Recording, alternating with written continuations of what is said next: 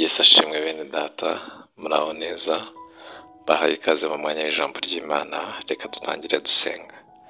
Mana yacu y'urukundo, tugushimiye kuduha amahirwe yo kumva ijambo ryawe ryiza. Nyemerera umwuka wawe wera adushoboze guhishurirwa ikintu muvugana natwe, kandi ijambo ryawe rigira ububasha muri twe, ntiriduse gukora idusanze, riduhanire gukiranuka, ritweze, ridutunganye, ritugeze ku kigero dushakaho. Mwuka wera adushoboze gushyira mu ngiro icyo dutumyeho, tubisabye twizeye mu izina rya Yesu, amen. Uyu ni umunsi wa kane tuganira ijambo ry'Imana. Muri iki cyumweru turimo turaganira imibereho y'abacunguwe. Ni icyumweru gikurikira Pasika, kandi Pasika ivuga gucungurwa kwacu. Abo bantu bacunguwe rero babayeho bati? Nibyo turimo tuganira muri iki cyumweru.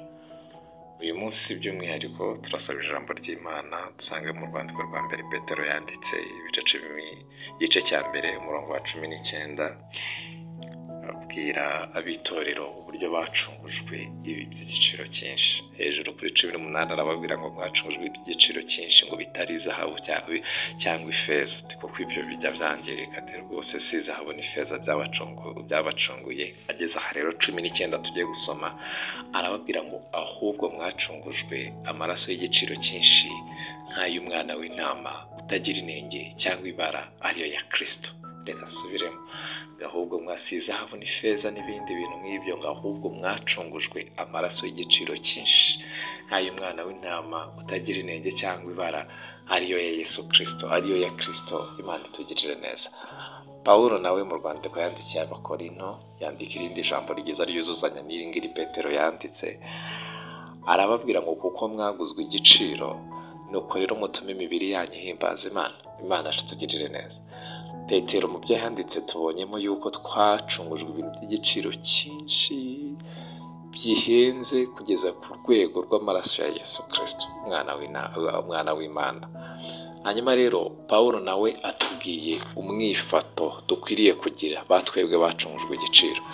Aratubwira ngo kuko mwaguzwe igiciro, nuko rero mutume imibiri yanyu ihimbaza Imana. Imana itugirire neza. Wowe wacunguwe, wowe wakuwe mu byaha ukitwa umukristo, ugahabwa agakiza, ndagira ngo nkwibutse yuko gucungurwa kwacu nubwo twabiherewe ubuntu, ariko Imana yabitanzeho igiciro cyinshi, igiciro ntagereranywa, kingana n'amaraso y'umwana wayo. Imana itugirire neza. Ntabwo Imana yabitanzemo amafaranga gusa, ntabwo Imana yabitanzemo ubundi butunzi runaka.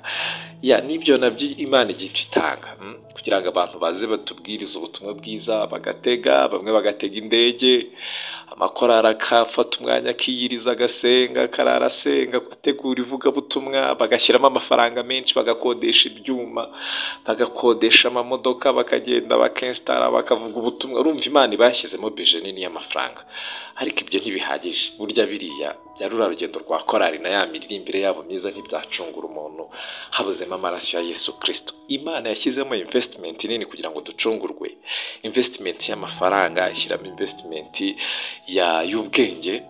Mbona ko ari ibintu biri mu bwenge bw'Imana. Uburyo bwo gucungurwa kwacu, uburyo bikurikirana, ni ibintu biri mu bwenge bw'Imana, ni ibintu bifite planning nziza. Imana rero yashyizemo investment yo mu rwego rwo hejuru, ni ibintu yicaye iritonda, irategura neza. Ariko kandi si amafaranga gusa niyo planning nziza byonyine, ahubwo birenga ibyo bikagera ku giciro cy'amaraso y'umwana wayo. Kuko planning nziza, amafaranga, umwanya, ubwenge, ibyo ubwabyo ntibyari kuducungura, ahubwo yashyizemo amaraso y'umwana wayo, kuko ari ayo ngayo yari afite ububasha bwo kubasha kubatura abantu mu mirimo yose mibi ya kamere, ikabezaho gukiranirwa kose no guhumana kose batewe n'imirimo mibi ya Satani. Mwene data uri kunyumva, wahawe agakiza ku buntu, nta kiguzi wabanje kukwaka, ariko uwakaguhaye we yagatanzeho igiciro kinini.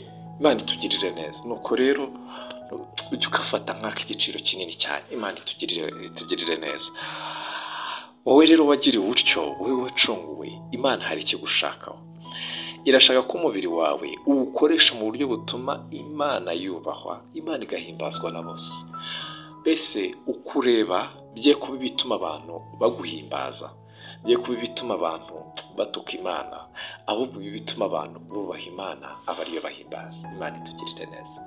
Ukuntu uvuga bye kuba bituma abantu bagusingiza ngo bakwite igitangaza, ahubwo imvugo yawe yumvikanisha Imana ku buryo n'abatayizi bose bamenya Imana bitewe n'ukuntu uvuga. Utarinze ufata Bibiliya ngo ujye ku gatutu ubwiriza, uko uvuga byonyine bumve mu Imana. Imana itugirire neza. Bituma icyubahiro kibi cy'Imana. Imana itugirire neza. N'abatayubahaga bayubahe ku bw'imvugo yawe, igihagararo cyawe, uburanga bwawe bwe kuba butuma abantu bakwita igitangaza ngo bagushimagize aho uce hose bakoma amashyi. No, uburanga bwawe n'igihagararo cyawe bikoreshe mu buryo butuma abantu bakomera Imana amashyi. Abatayizi bayimenye. Imana itugirire neza. Uburanga bwawe bube igikoresho cyo kugira ngo abantu bamenye Imana, aho kugira ngo bube igikoresho cyo kugira ngo abantu bakumenye. Wowe uri mutoya, wowe uroroheje, wowe nta n'ubwo uzanahoraho, nta n'ikintu wanabamarira. Gukomera amashyi se hari ikintu uri bamarira? Wareka ukabamenyesha Imana yakuremye ikaguhereza ubwo buranga buteye gutyo. Wijijisha abantu, wiba igikoresho cya Satani cyo kugira ngo ugushe abantu bitewe n'uburanga bwawe, ahubwo bwifashishe. Haleluya. Bwifashishe mu buryo butuma Imana ihimbazwa. Amafaranga yawe yo gutuma abantu bakubona nk'igitangaza, nk'umuntu ukaze cyane, kuko baba bari kwibeshya. Ahubwo amafaranga yawe yakoreshe, ya managing, yo base y'investing mu buryo butuma abantu bamenya Imana, mu buryo butuma abantu bahimbaza Imana, bakavuga ngo icyubahiro ni icy'Imana igirira neza bose. Imana yacu tugirire neza. Amagambo y'akanwa kawe, imirimo y'intoki zawe, igihagararo cyawe, ubwenge bwawe ibi byubahisha Imana kurenza uko wowe ubwawe bikubahisha. Imikoreshereze y'ibyawe byose, uhereye ku musatsi ukageza ku nzara z'amano, ingingo z'umubiri wawe zose, ntabwo Imana yaziguhaye ngo uzinezezemo, ngo iminwa uyikoreshe mu kwishakishiriza ibinezeza, ngo amaso yakoreshe mu kwishakishiriza ibinezeza, amatwi yawe ngo yumvishe ibikunezeza. No, Imana yaguhaye amatwi yawe kugira ngo yumvishe ibituma Imana ihimbazwa.